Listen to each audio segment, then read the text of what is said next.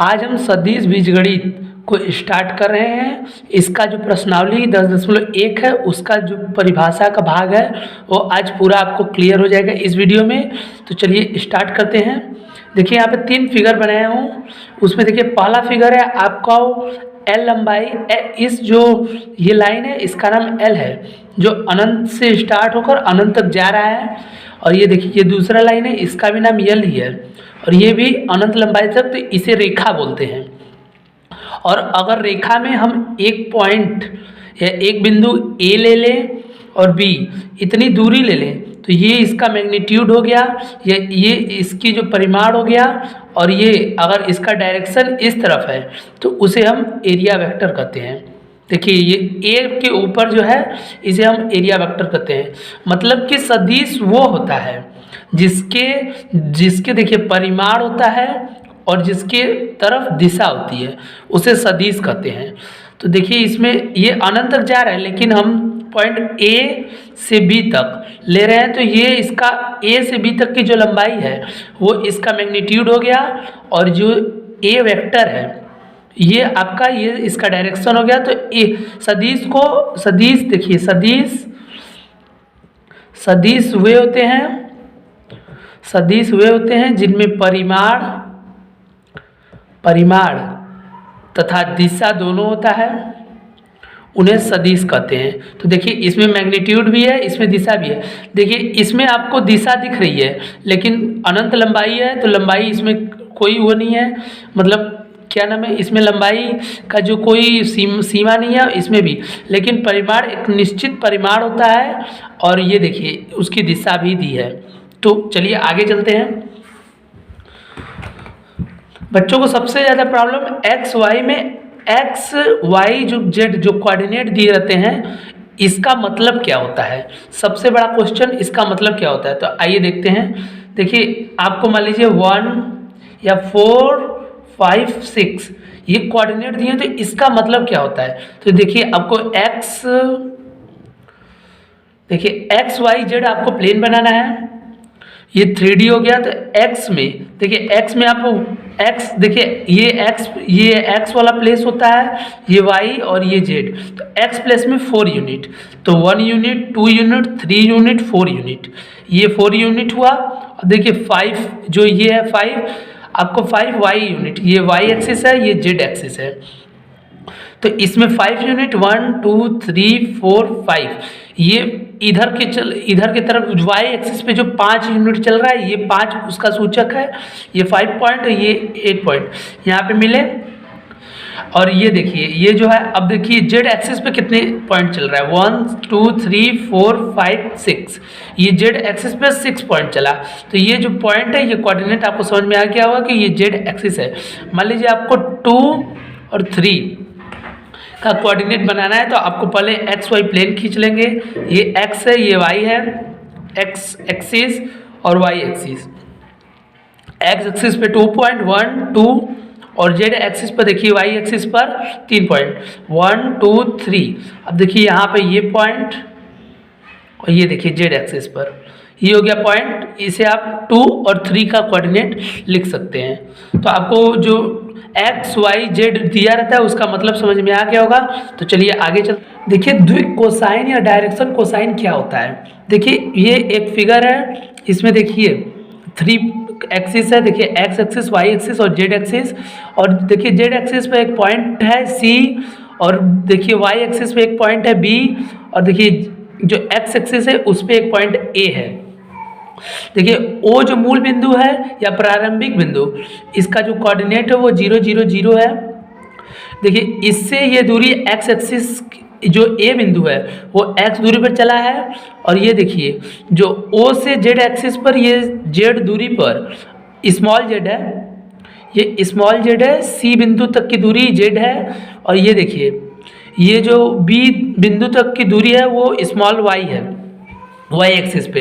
तो वही एक पॉइंट है पी जो आपको मिला रहा है। देखिए ये पॉइंट है, इसका पोजीशन वेक्टर आर है। तो देखिए ये फिगर आपको समझ में आ गया होगा। अब देखिए ये जो एक्स एक्सिस है वो पॉइंट पी से ये जो कोण बना रहा है वो अल्फा है। और ये जो वाई एक्सिस है, वाई एक्सिस वो आपको पी बिंदु से जो कोण बना रहा है वो बीटा है, और ये जो जेड एक्सिस है वो पी बिंदु से जो कोण बना रहा है उसे गामा बोलेंगे। तो देखिए ये ओ ए पी में समकोण त्रिभुज आपको दिखाई दे रहा है।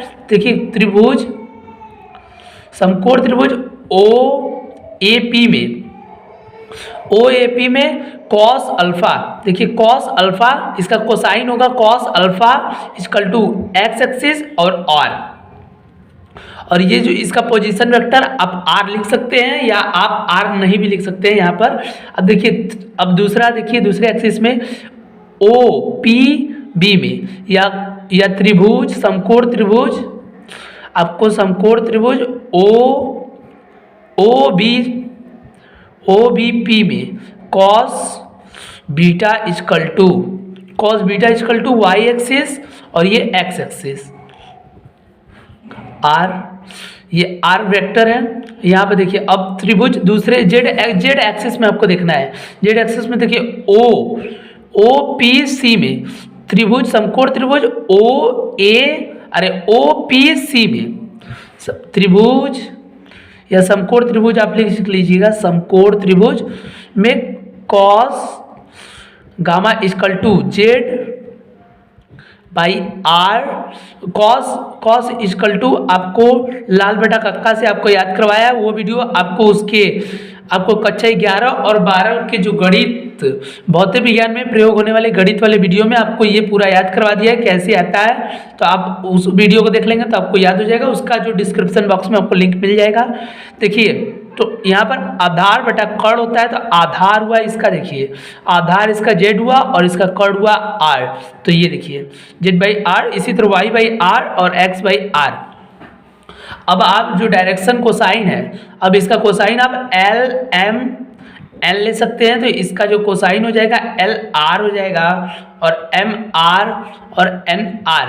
आप इस तरह भी इसे लिख सकते हैं, और या तो फिर आप L square plus M square plus R square equal to 1, इसका एक कंडीशन होता है जिसे आप फॉलो कर सकते हैं।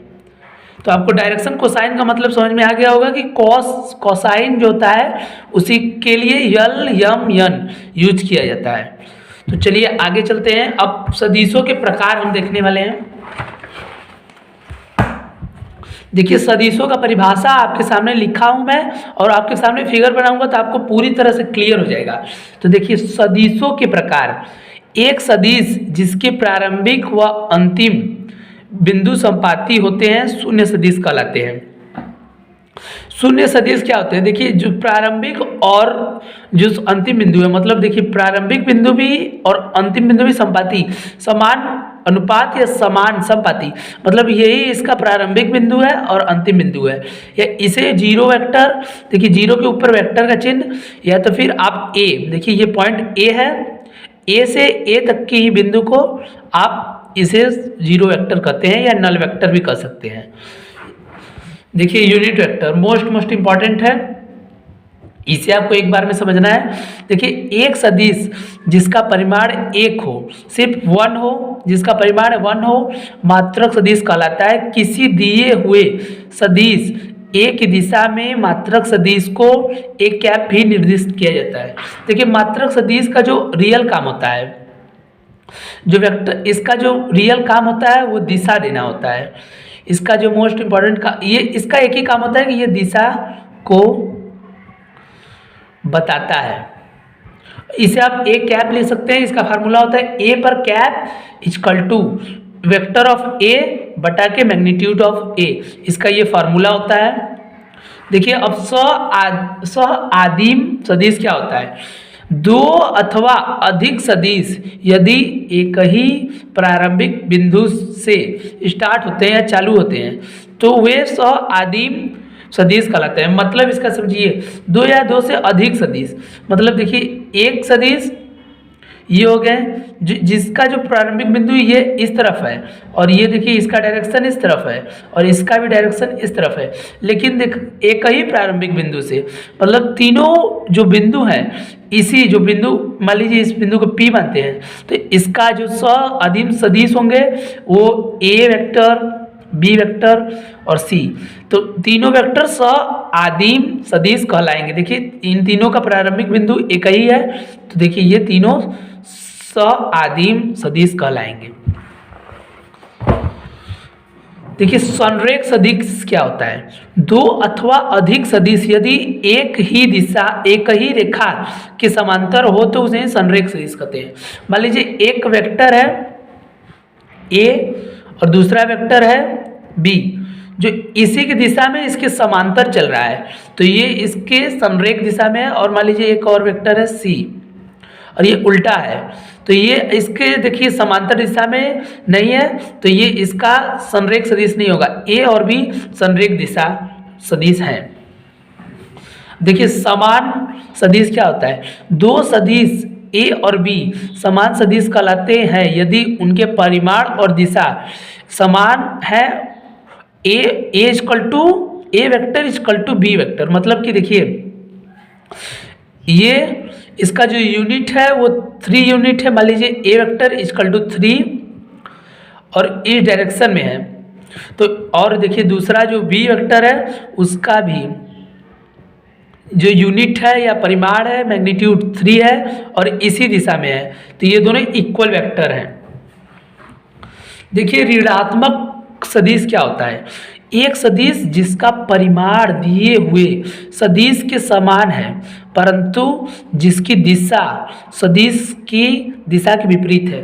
मतलब देखिए एक वेक्टर है, मान लीजिए A वेक्टर जिसका जो मैग्नीट्यूड 7 यूनिट है इधर की तरफ, और देखिए एक वेक्टर है इधर की तरफ और इसका नाम B, और देखिए इसका भी 7 यूनिट है, लेकिन देखिए दिशा दोनों का विपरीत है, तो ये दोनों आपको ये दोनों सदिश है वो ऋणात्मक सदिश है। आप इसको इस तरह भी लिख सकते हैं A equal to negative of B या B equal to negative of A। तो आपको अब लाइन पैरामीटर या जो रेखा चित्र होता है उस पे आपको सवाल कैसे सॉल्व करते हैं वो चलिए देखते हैं।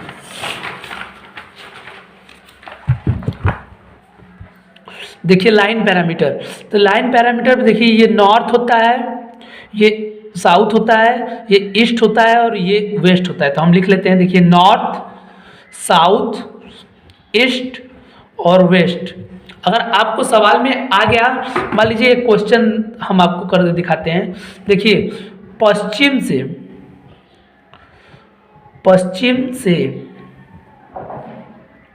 30 डिग्री उत्तर दिशा में, तो आपको पश्चिम दिशा पहले ढूंढेंगे आप। यहाँ पे देखिए पश्चिम दिशा है, पश्चिम दिशा से उत्तर दिशा की तरफ जा रहा है, तो इस तरफ जाएंगे आप और यहाँ से 30 अंश का कोण, यहाँ से आपको 30 अंश का कोण बनाना है और यहाँ पर ये देखिए 30 डिग्री।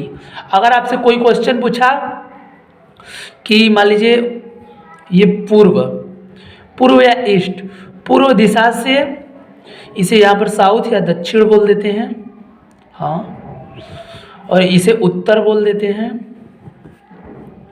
इसे पूर्व दिशा बोल देते हैं और इसे पश्चिम दिशा।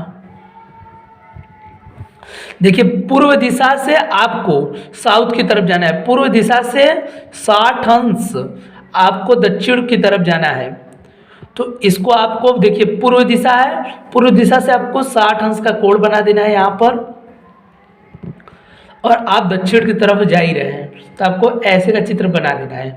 देखिए तो लाइन पैरामीटर पर सवाल ऐसे सॉल्व होते हैं। अगर वीडियो पसंद आया तो वीडियो को लाइक तथा चैनल को सब्सक्राइब जरूर कीजिएगा। धन्यवाद।